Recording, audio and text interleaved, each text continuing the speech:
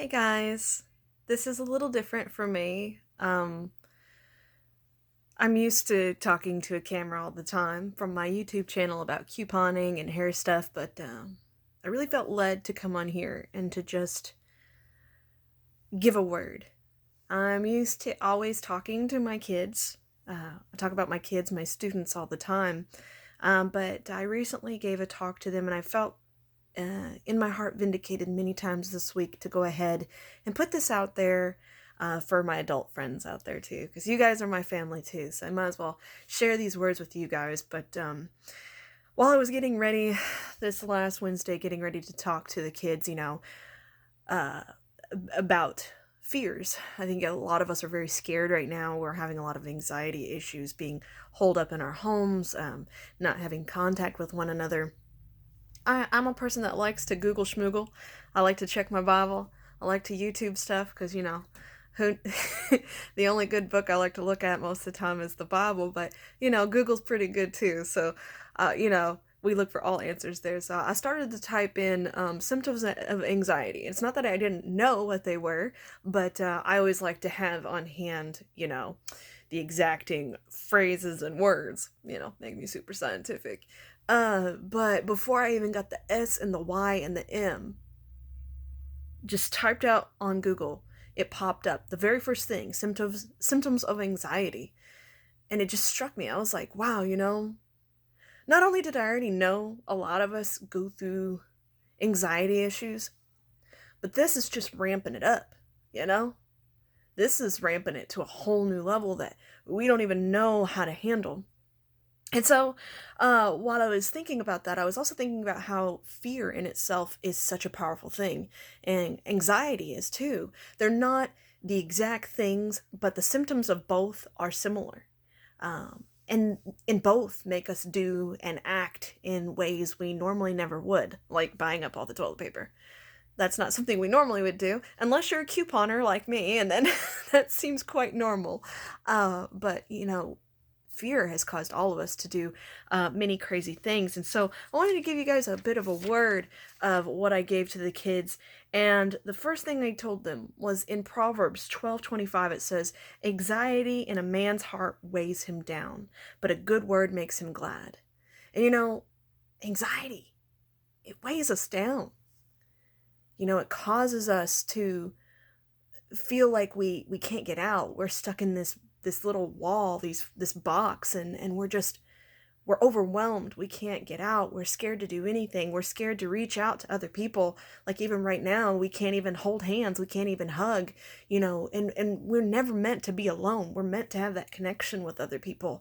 And so that just ramps us up even more. We don't have those connections.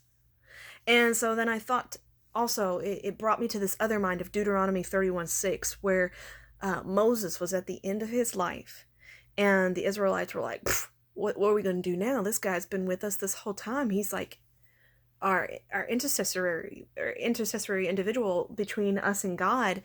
And Moses told them in Deuteronomy 31:6, he said, "Be strong and courageous. Don't be terrified or afraid of them. For the Lord your God is the one who will go with you. He will not leave you or abandon you." And the more you know about the Israelites too, and all the crazy things they did, all the complaining they did, all the, God pulled them out of bondage and they still complained. They saw God on the mountain in a cloud, and they still went ahead and took all their jewelry and their gold and created a golden calf to bow down to. But God still gave them that mercy. They complained about the manna he was even giving them. They were like, "I want some meat instead." When we were in Egypt, we had meat. So he gave them the meat, made them sick of it, but he gave them the meat all right, gave them a lesson with that. But all the times they complained and complained and complained, God was still working so hard to be with them, to be physically among them because he loved them. He really, truly loved them. And the Bible says more than 365 times in the Bible it says to fear not. And that can't be a coincidence. Numbers are never coincidences. Anytime in the Bible it gives you a number, you got to pay attention.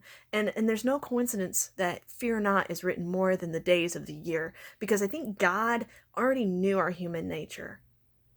You know, he knew that fear was going to creep into our hearts and just overtake us. And he knew we would need that reminder every day. Fear not, fear not.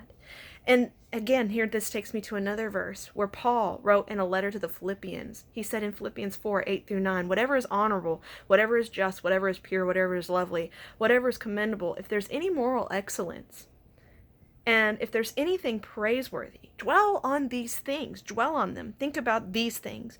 Do what you've learned and received and heard from me and seen in me, and the God of peace will be with you. Because you know what? In 2 Timothy chapter 1, verse 7, it says, for God has not given us the spirit of fear, but of power and of love and of a sound mind. And even Paul knew we needed to dwell on the good things. We needed to dwell on the positive things, because all these other things, that spirit of fear that God never gave us in the first place, if we sit on those things, it's going to weigh us down. It's going to stop us from reaching that potential that we have. It's going to stop us from whatever God is calling us to do on the other side of this. And so today, I just really wanted to tell everyone that I know we're anxious. I'm going to be honest, I'm a bit anxious too. I'm a big extrovert.